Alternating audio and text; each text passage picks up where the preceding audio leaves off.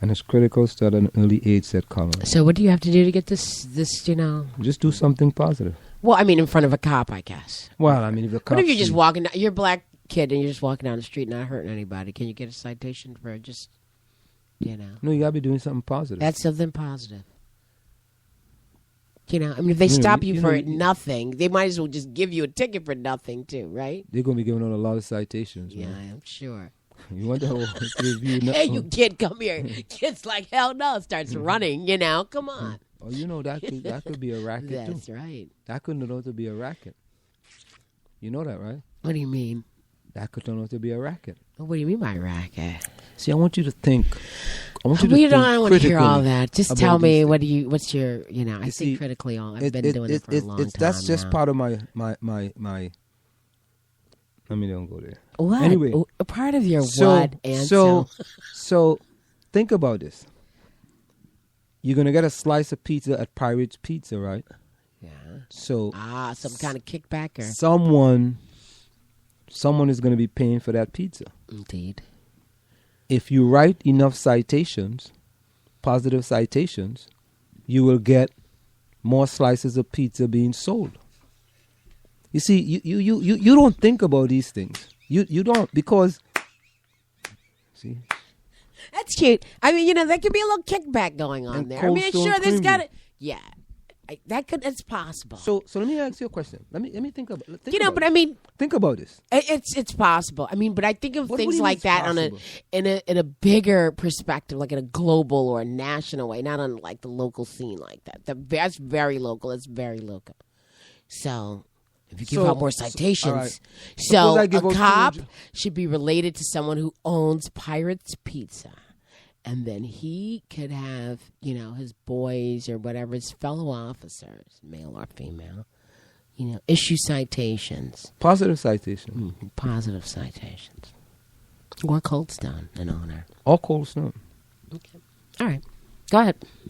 So that's not possible? It's possible. It doesn't sound like very conspiratorial, not, Can we keep going? So you never thought about it though. No, I'm glad you did. I mean, if your mind has that little twist going on, that's great. No, that's not a twist. That's critical thinking. Okay, it's critical thinking. Come on. Because what it is that I could influence and fill your pocket. Okay, I understand. Okay, all right. Hopefully in a positive way. We felt that I want the kid to get the free slice of pizza, though. I want them to get the free slice too. And some ice cream. But you see, you got to think. You just can't think about that only. You got to take a little further. Like, what are they getting out of this? No, not what. What is the possibility? Possibilitarian. What is the possibility of something nefarious happening? Okay, what is the probability? Probability or possibility. Okay. We felt this initiative will lead to a more interaction between youth and law enforcement, and it's critical to start at an early age, Collins said. We want to also be viewed not only as enforcers of the law, but people can turn to for help and support. Sometimes people just see police officers at a difficult time in their lives, said Shalel. It's important to see them at a positive time. That's not a bad idea. Even if there's something nefarious going on. Yeah, I think that's a good idea. Okay. I think it's a good idea because... what about the nefarious part about it? Well, I mean... The possibility. Yeah, that's a possibility. That could happen. Okay. So the good outweighs bad, would you? Well, but good leads to bad. Good leads to bad. People start off with good intentions to do certain things, right? And then when they see there's benefits, it leads to them doing things they're not supposed to do. You know about ethics. You guys got to follow ethics as a high school teacher. Yeah, right. Yeah. I took the ethics class when I was in graduate school.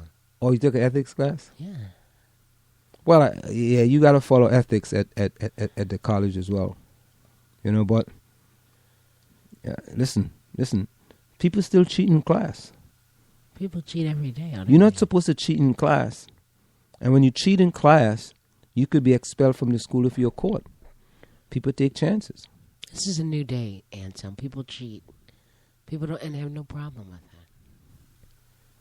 So it depends on what's driving you. Your own personal standards, I suppose.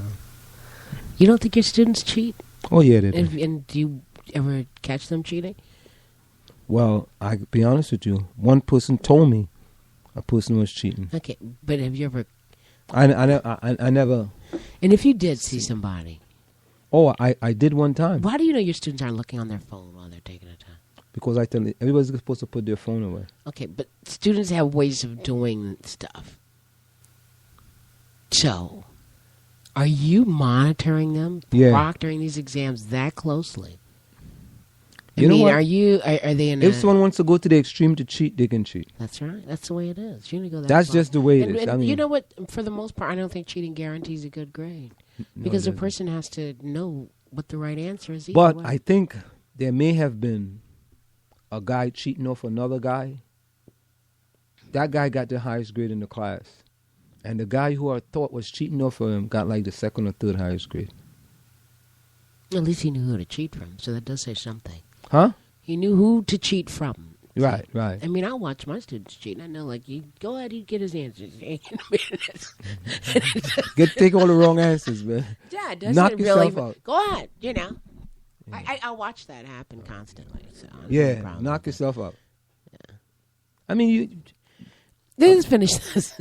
I don't like go. I don't go and see watch your paper. Well, I mean, the student. You must not be aware of students cheating, or you just don't see these things like I do. You don't see them the same way.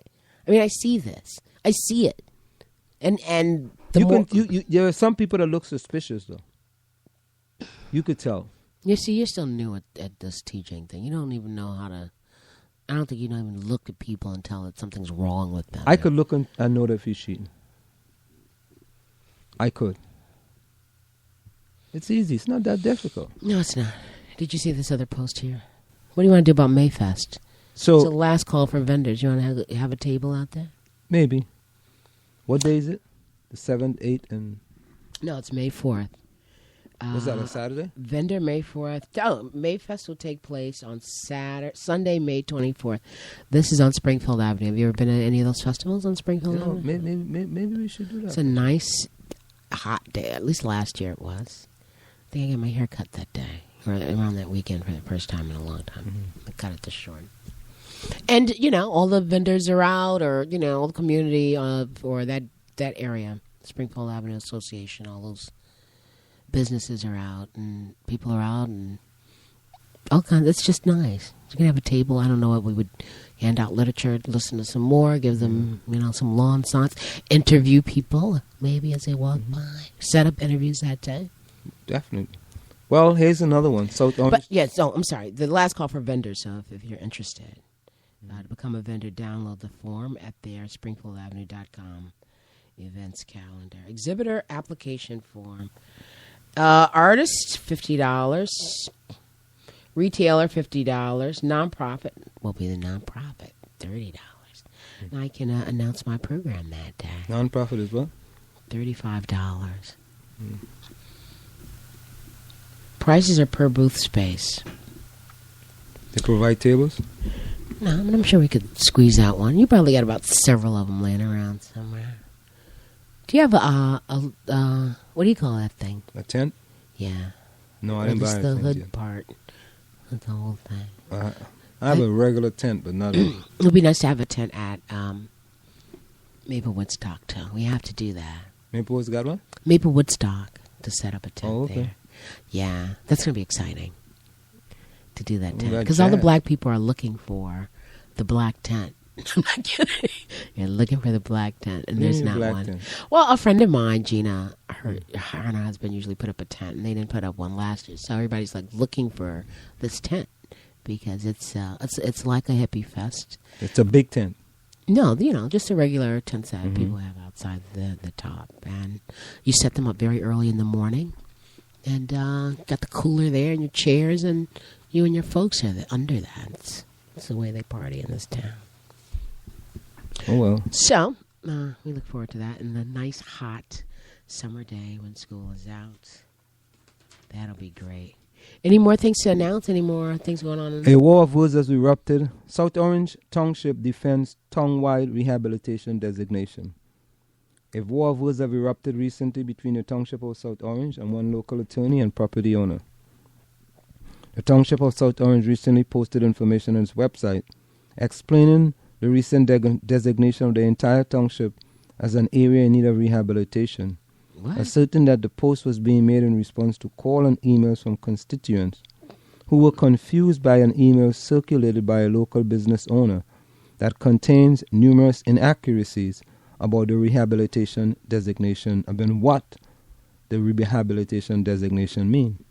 On March 9, the South Orange Board of Trustees, upon the recommendation of the Planning Board on March 2nd, as well as a series of studies by the Town Planner, adopted Resolution number 2015-45, designating the entire municipality as an area in need of rehabilitation, as authorized by the New Jersey Local Housing Redevelopment Law.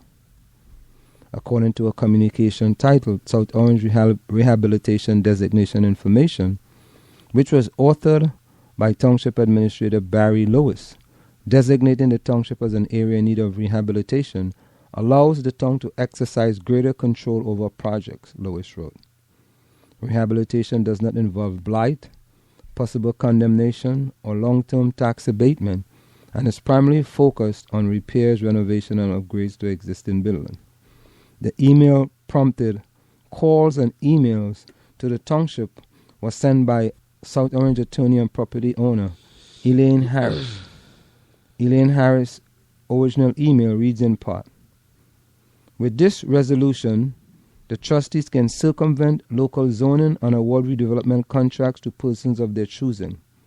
They can also award tax abatements. Some other example of what this will allow them to do. Orange Lawn and Maryland properties can become apartment houses. Large homes in Montrose can be divided into condominiums or townhouses. Seton can encroach into Tuxedo Park by acquiring adjacent properties.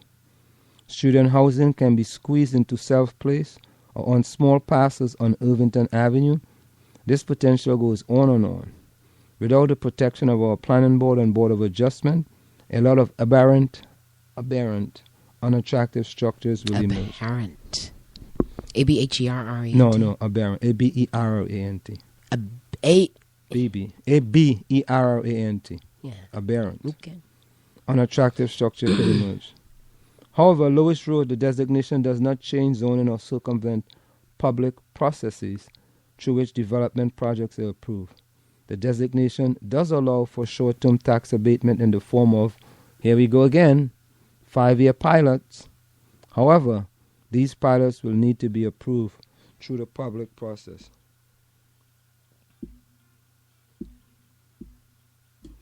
Yep. So there you have it. I'm looking here also at the Village Green Maplewood Township Democratic primary candidates debut websites. With less than 6 weeks to go in the primary election, Maplewood voters easy to find out about the 3 candidates vying for 2 Democratic spots on the Maplewood Township Committee fall ballot have new resources to help them. On Thursday, Greg Lembrick launched his campaign website at www.gregformaplewood.com. "I'm really excited about it and proud how it looks and conveys my message to voters," Lembrick wrote to the Village Green. The website explains in depth why he's running.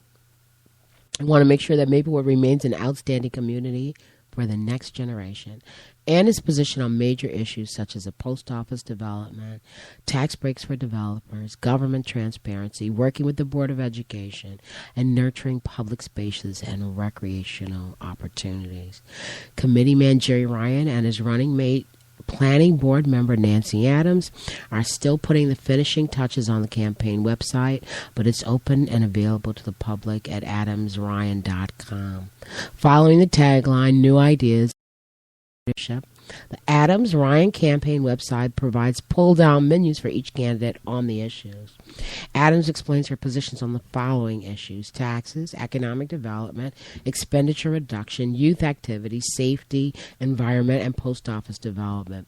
In Meet Nancy Adams portion of the website, Adams writes, while I'm an impact on the planning board, particularly with regard to design issues, I would like to have a broader impact in the community. I so love by having a seat on the governing body. In the issues section, Ryan explains his positions on economic development, responsible spending, taxes, quality of life, and expanded collaborations with other towns. the Meet the Jerry Ryan